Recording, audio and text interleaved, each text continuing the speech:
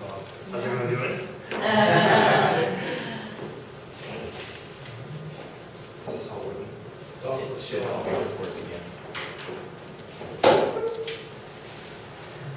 So I'm not a professional photographer. I just bought my first DSLR about a month ago. So I'm learning to use it. It's not part of my speech, so don't please.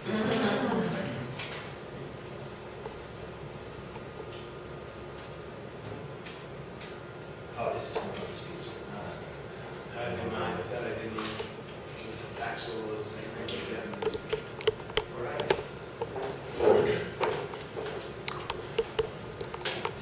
I was 5 years old when I had my first encounter with Sir Alfred Watkins III. I was about to fall asleep when I heard a loud come from my closet. I was startled. I jumped out of bed. I had no idea what was going on and I was scared. But I mustered some courage and I slowly opened the closet door and ta-da! It was Sir Alfred Watkins III, world-renowned dancing closet monster. Well, to make a long story short, I grew too old for my dancing closet monster, and it was time for him to move on and dance for other young children. So last week, before he left, I took this picture of him. This picture of him. This is his nose, well, as you can tell from this picture, it's pitch black. And only if I knew how to take pictures in low light situations. If only I was complacent about learning photography, then maybe I would have a picture to remember him by. So taking pictures in low light situations can be very challenging. If you strip down photography to its most basic element, it's all about capturing a single moment of light. And you capture it, at least in digital cameras, you capture it on a digital sensor. So when you're stuck in a situation with low light, and the thing you need the most is light, you end up with pictures like this. Dark, nothing, void of any details. But fortunately for photographers, there are some specific tools that you can use to help you in this situation, in low light situation. These tools are the shutter speed, the aperture, and also the ISO sensitivity. So I'm going to explain each of these tools and also explain how you can use them in low light situations. Have you ever noticed that light-skinned people tend to burn in the sun? Or how darker-skinned people never burn at all, or sometimes even never tan?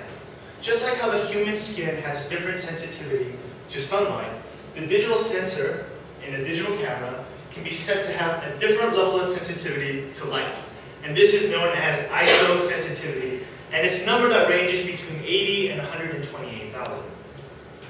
The key is that the higher the ISO sensitivity, the higher the sensitivity to light.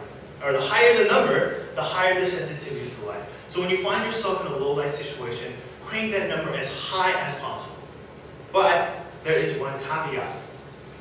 With higher ISO sensitivity, you get more noise. And noise is defined as this grainy quality in your pictures and a loss of detail. So as you can see in this example, when you start at the low end of ISO 80, there's lots of detail and no graininess. When you move to the higher end at 3200, you begin to lose lots of the detail, and the picture starts to look very, very, very, very grainy. So what is the acceptable level of graininess? That all depends on what you plan to use the picture for. If you're going to make large 8x10 prints, these details will be very noticeable. If you're going to share these pictures on Facebook, no one really cares. So for the next tool, I want you to imagine filling a sink with water. Very simple question. What determines how much water is in the sink? Well, the most obvious one is how long did you leave the faucet on? And that will determine how much water is in the sink. So there is a shutter in front of the sensor which acts like a faucet. The shutter speed determines how long or how short the shutter is open, and thus determines how much light or how long the digital sensor is exposed to light. So in low light situations, you want to use the slowest shutter speed possible. But again, there is another caveat.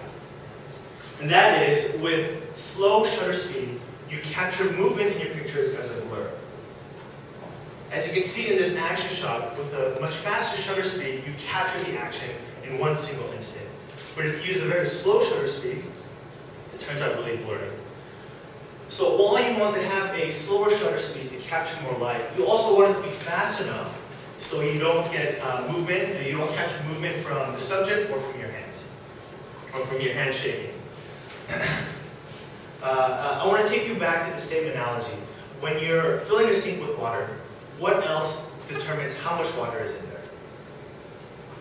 The next thing you want to consider is, when you fill the sink with water, do you have the faucet turn on all the way with lots of water coming in, or do you have it turned very slightly and just have little bits of water? So unlike the shutter that determines how long the digital sensor is exposed to light, the aperture determines the rate at which incoming light is touching the sensor. And how that works is the aperture determines the hole, the size of the hole through which light enters the sensor. So a wider aperture means more light. And of course, a more narrow aperture means less light. And the way that this is measured is opposite of ISO.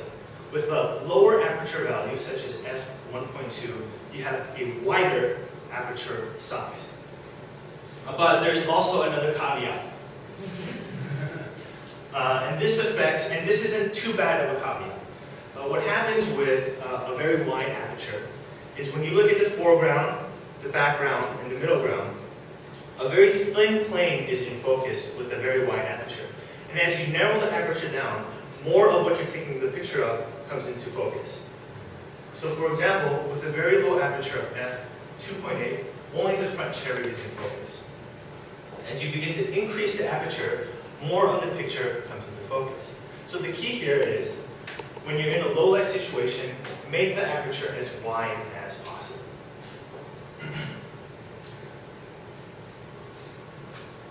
I've been friends with Sir Alfred Watkins III for a very long time, and he's taught me some very important lessons in life. Make sure you floss every night before bed, dance like no one is watching, and when you find yourself in a low light situation, make sure to turn up the ISO sensitivity, slow down the shutter speed, and widen the aperture.